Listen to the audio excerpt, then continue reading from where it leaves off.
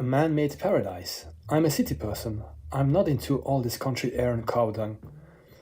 Every person who makes a lot of money has a dream they want to carry out. And I achieved that dream with this wonderful house. Whenever I watched Hollywood movies set in plush homes with lavish decor, I wanted that for myself.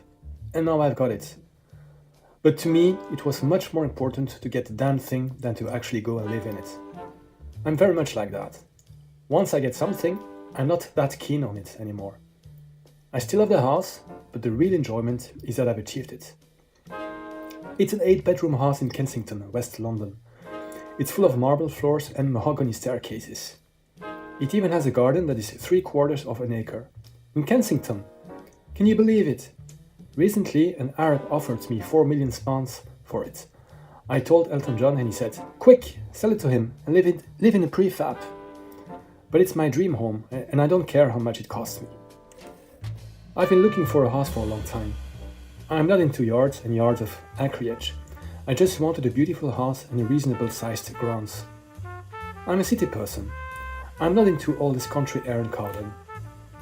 I just felt that I wanted to live in England again, having lived in New York and Munich. I wanted a country mansion in London, but it took me a long while. I've been living in the same Kensington flat for ages. So I phoned Mary from America and asked her to find a place.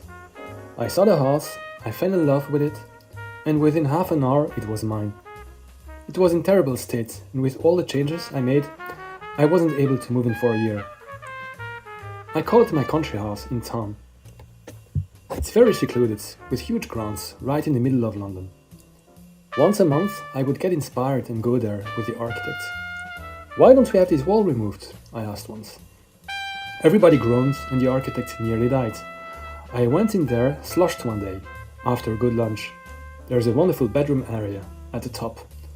I had 3 knocked into and palatial suites, and in sort of a haze, I said, inspired, "What would be nice is a glass dome over the top of all this bedroom area." The architect flinched, but went rushing back to his pen and drawing pads. Before all that, I decided at some point that I would like to live in New York. I love New York. It's wonderful. But when I came to thinking about living there, I thought, oh dear, it's terribly different. You can't live in New York at the pace you do when you're traveling through it. I didn't like that idea. I would have been dead within a week. I was going to leave England and try it on a trial basis. So I actually went and looked at some apartments in West Avenue. I found a wonderful place that I almost bought.